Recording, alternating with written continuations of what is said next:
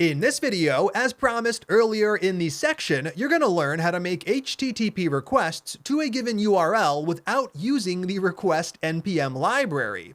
Request is just an NPM library, and NPM libraries can't do anything that you could do with Node anyways. Typically, they just make it easier to do. And we saw that with yargs and request. You don't need those to work with command line arguments or to make HTTP requests, but it sure does make the process a whole lot easier.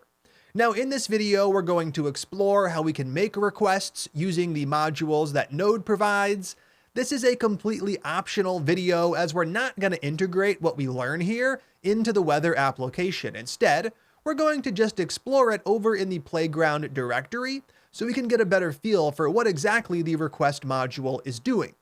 To do this, let's make a brand new file. I'll call this 6-raw-http.js, and in here, we're going to essentially recreate one of our HTTP requests, firing off the request to the server, getting and parsing the response, and doing something meaningful with it. To get this done, there are two core modules that we're going to explore. We can find those by cracking open the Node.js documentation in the browser. I'm going to close the Mapbox and Dark Sky API tabs since we're done with those, and I'm going to open up nodejs.org to explore the docs. Once we're here, we're going to go to the documentation page and we're going to go to the docs for our version. Now here we have the table of contents, which we've used before. For example, we explored the file system module earlier in the class. In this video, we're going to take a peek at HTTP and HTTPS. Now already we can see a bit of an annoyance. There are separate modules depending on the protocol we're using. With request, the NPM library, that's not necessary. It abstracts all of that behind the scenes, allowing us to easily switch out the protocol we're using without needing to load in a completely separate library. Now, if we crack both open, which I will in a new tab, we can take a quick moment to explore them before using them in our code. Now, both of these modules can be used for both pieces to the puzzle. You can use these libraries to create a new server, and we'll talk about server creation a bit later in the class. And you can also use these modules to make requests to an existing server, and that's what we're going to focus on in this video. As we scroll down through the table of contents for each, near the bottom, we're going to see a couple of methods, and the method we're looking for is request. Now, right here, we can use request with options or a URL with optional options. Either way gets the job done, and we're going to see the exact same thing for the HTTPS module. If I scroll down, we have those two ways that request can be called. So we use the HTTP module for standard requests, and we use HTTPS if we're making a request to a secure server. Now in this case, both of our APIs do use the HTTPS protocol, so that's what we're going to go ahead and use as well. Now, since it is a core module, as a reminder, there is no need to install it. We can simply load it in. Const HTTPS equals, we're going to require the HTTPS core module. And once again, the name I'm choosing to provide here comes from the documentation. If we scroll down to where we get to some examples, you're going to see that when they load it in, they use the HTTPS variable name as a standard. Now it's time to actually use the request function to fire off a request. In this case, let's go ahead and get the forecast for a location, though you could also use the same technique to geocode or interact with any other API. The first thing we need is a URL to make the request to. So I'm going to grab the forecast URL we had in forecast.js. I'm going to take the URL variable in its entirety with the contents as well. I'm going to copy the entire line, bring it over to our new file, and paste it in. Now we are referencing variables which no longer exist, so we can remove all of those. I'm going to remove the latitude, the comma, and the longitude, and I'll just replace that with some static inline values. For example, I can use 40, comma, minus 75, which is pretty close to where I am. Not exact, but it's good enough for this example. Down below, it's now time to fire off the request, and we start that process with https.request. This is a function, so we're going to call it as such, and we pass to it two arguments. The first is our URL, which we have access to via that URL variable.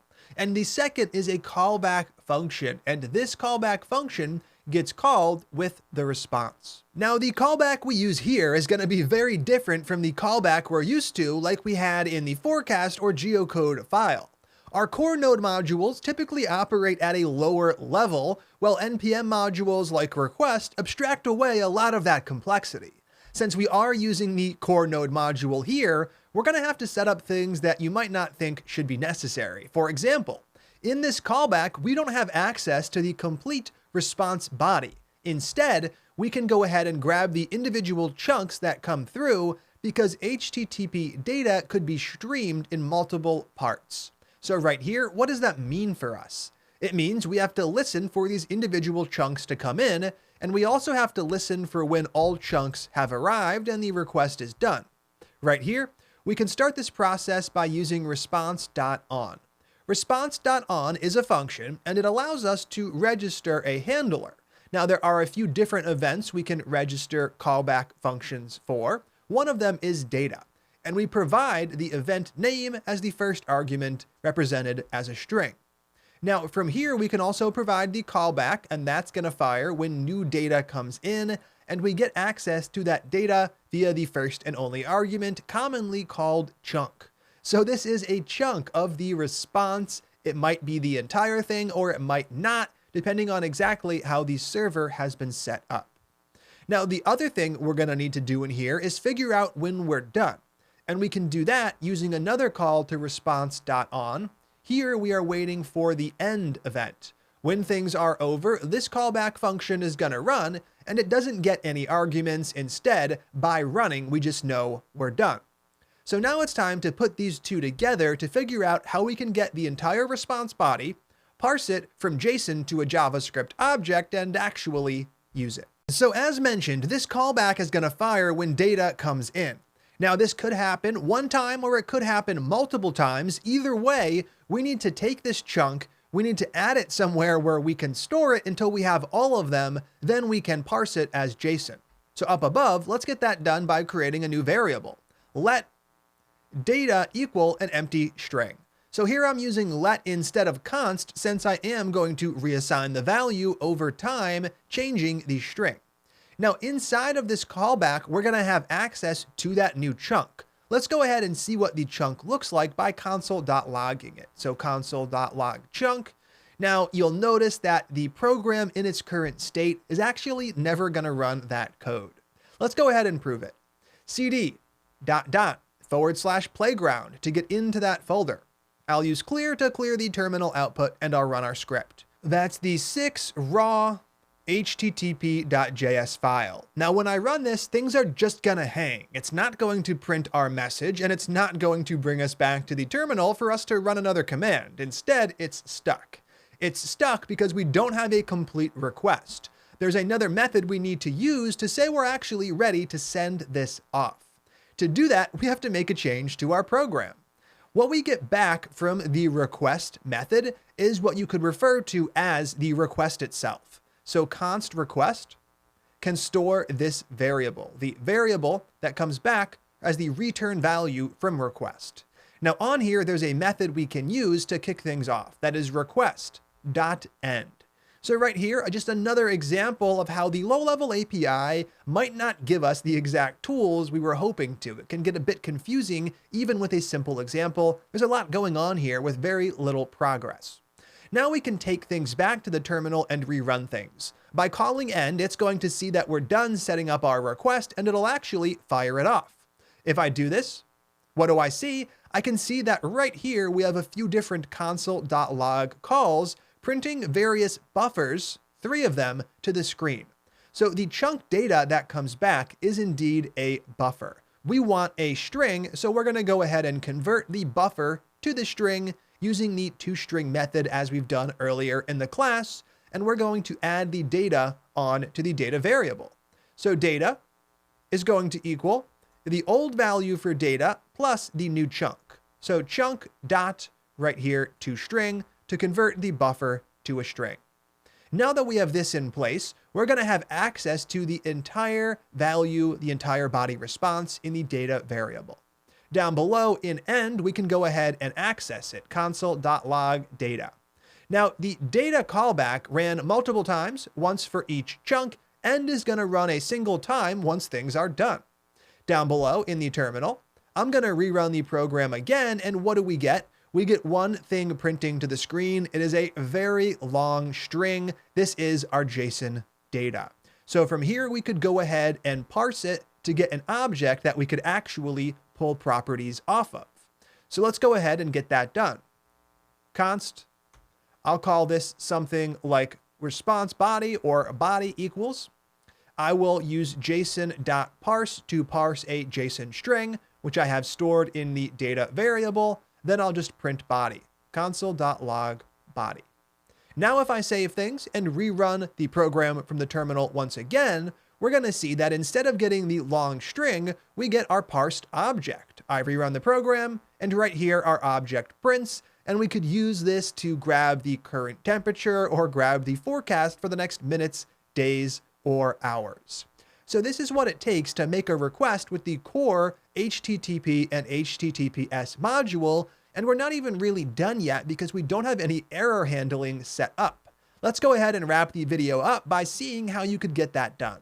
Just up above, between where we fire off the request and use end to actually send it, we're going to use request.on to set up another listener. Now, the event we're listening for here is error. This is going to get fired when an error occurs, and our callback function, which we provide, is going to allow us to do something with that error. Now, the error is the first and only argument, so we can go ahead and name it, and from here we could do whatever we needed to do with it. Now, in our other files, we used a bit of error handling to print one of two messages. In this case, let's go ahead and just dump it to make sure this is even running. So console.log an error. Then as the second argument, we'll actually dump it to the console. Now with this in place, we can go ahead and run the program generating an error. To do that, we can do something simple like turn off our network connectivity. I'm going to disable Wi-Fi on my machine. Then down below, I'm going to rerun the program, and what do I get? I get the error message looking exactly like what we had much earlier in the class when we initially explored the error in request. So now that we have this in place, we have a very basic HTTPS request with the core node module. As you can see, this does provide you everything you need, but at a much lower level than you probably expected. That's why in this class and in the real world, people aren't making requests with those core modules. Instead, they're using libraries like Request, Axios, or others to make the request process much easier. Here, our callback gets fired a single time when things are ready. We either have the error or we have the response, and the body's already sitting there. We don't have to do anything with it, like concatenate together the individual chunks to get everything we need. Now you might be thinking, why doesn't Node just change how those core modules work to be easier to use and look a little bit more like a library such as Request? And that's missing the point.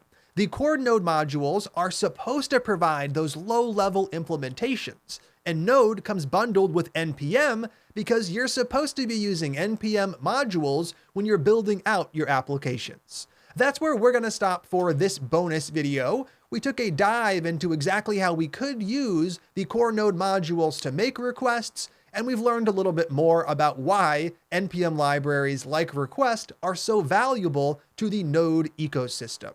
That is it for this video, and that is it for this section. In this section, we learned all about asynchronous Node.js as we built out our little weather application. I'm excited to get to the next section. The section introduction is coming up next, so let's jump right in.